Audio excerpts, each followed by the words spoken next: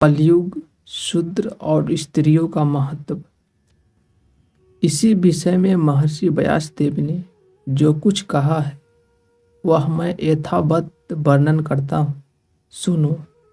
एक बार मुनियों में परस्पर पुण्य के विषय में यह वार्तालाप हुआ कि किस समय में थोड़ा सा पुण्य भी महान फल देता है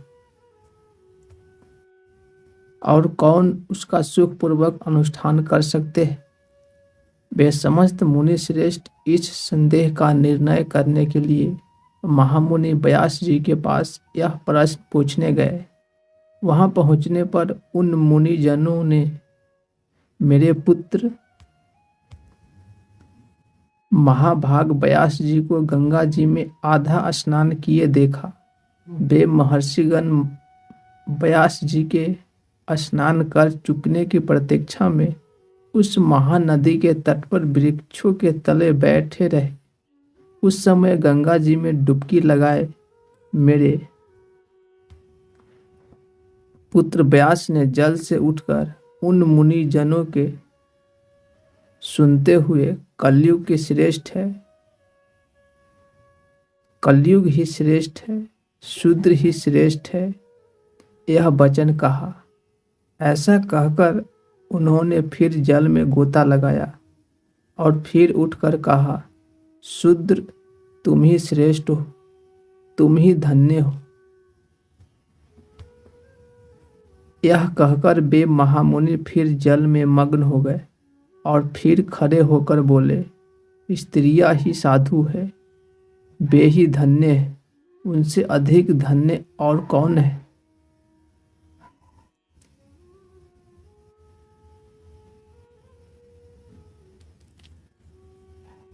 कि तदंतर जब मेरे महाभाग पुत्र व्यास जी स्नान करने के अंतर नियमानुसार नित्य कर्म से निवृत्त होकर आए तो वे मुनिजन उनके पास पहुँचे। वहां आकर जब वे यथा एवं अभिवादन आदि के अंतर आसनों पर बैठ गए तो सत्यवती नंदन व्यास जी ने उनसे पूछा, आप लोग कैसे आए हैं। तब मुनियों ने उनसे कहा, हम लोग आपसे एक संदेह पूछने के लिए आए थे, किंतु इस समय उसे तो जाने दीजिए। एक और बात हमें बतलाइए भगवान, आपने जो स्नान करते समय कई बार कहा था कि कलयुग ही श्रेष्ठ है, शूद्र ही श्रेष्ठ है, स्त्रियां ही साधु और धन्य है, सो क्या बात है। हम यह संपूर्ण विषय सुनना चाहते हैं। हे महामुने, यदि गोपनीय न हो तो कहिए। इसके पीछे हम आपसे अपना आंतरिक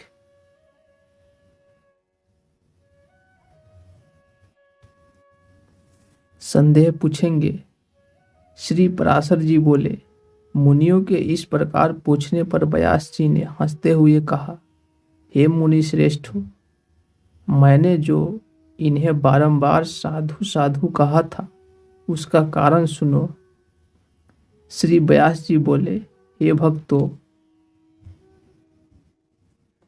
जो फल सतयुग में 10 वर्ष तपस्या, ब्रह्मचार्य और जप आदि करने से मिलता है उसे मनुष्य त्रेता में 1 वर्ष, द्वापर में 1 मास और कलयुग में केवल 1 दिन रात में प्राप्त कर लेता है। इस कारण ही मैंने कलयुग को श्रेष्ठ कहा है। जो फल सतयुग में ध्यान, त्रेता में यज्ञ और द्वापर में देवार्चन करने से प्राप्त होता है, वहीं कलयुग में श्री कृष्ण चंद्र का नाम कीर्तन करने से मिल जाता है। हे धर्मज्ञ गण, कलयुग में थोड़े से परिश्रम से ही पुरुषों को महान धर्म की प्राप्ति हो जाती है। इसलिए मैं कलयुग से अति संतुष्ट हूँ। अब शूद्र क्यों श्रेष्ठ है यह बतलाते हैं। दियो जातियों को पहले ब्रह्मचर्य व्रत का पालन करते हुए वेदाध्ययन करना पड़ता है और फिर स्वधर्माचरण से उपार्जित धन के द्वारा विधि पूर्वक यज्ञ करने पड़ते हैं। इसमें भी व्यर्थ वार्तालाप, व्यर्थ भोजन और व्यर्थ यज्ञ उनके पतन के कारण होते हैं। इसीलिए उन्हें सदा संयमी रहना आवश्यक है। सभी कामों में अनुचित विधि के विपरीत करने से उन्हें दोष लगता है। यहाँ तक कि भोजन और पान आदि भी वे अपने इच्छा अनुसार नहीं भोग सकते, क्योंकि उन्हें संपूर्ण कार्यों में परतंत्रता रहती है। हे द्विजगण, इस प्रकार वे अत्यंत क्लेश से पूर्ण लोगों को प्राप्त करते हैं, किंतु जिसे केवल मंत्रहीन पाक यज्ञ का ही अधिकार है, वह शूद्र द्विजों की सेवा करने से ही सद्गति प्राप्त कर लेता है।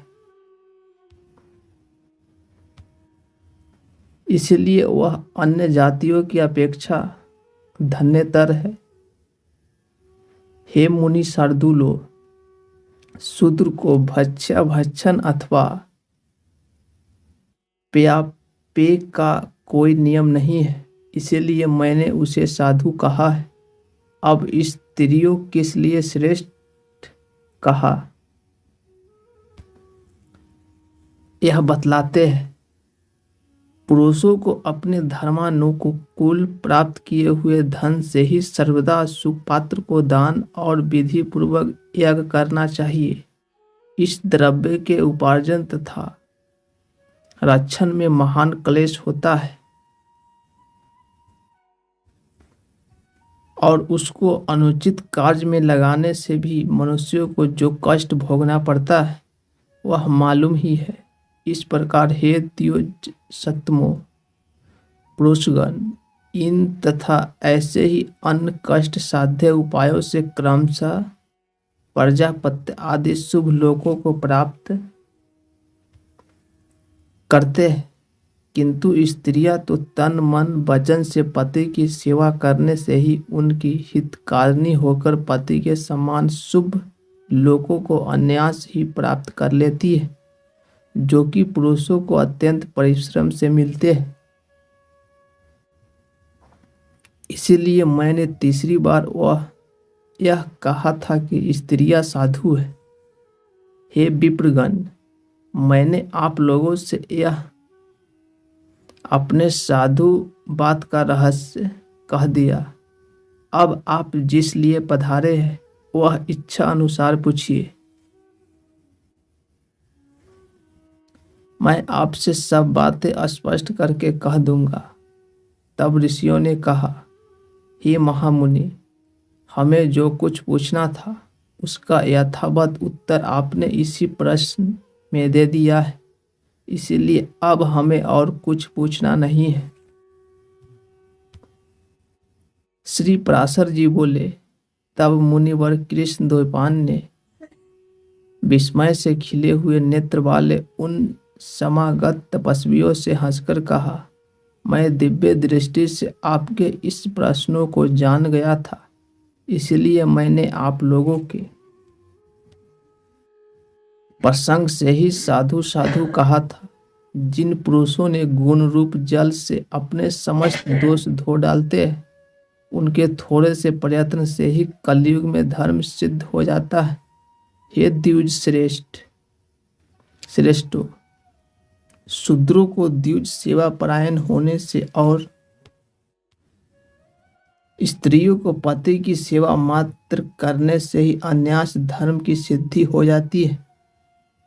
इसीलिए मेरे विचार से ये तीनों धन्यतर है, क्योंकि सतयुग आदि अन्य 3 युगों में भी द्विज जातियों को ही धर्म संपादन करने में महान क्लेश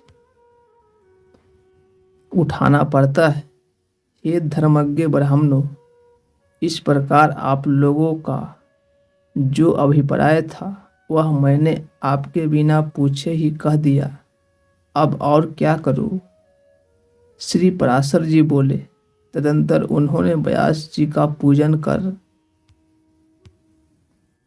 उनकी बारंबार प्रशंसा की और उनके कथनानुसार निश्चय कर जहाँ से आए थे वहाँ चले गए।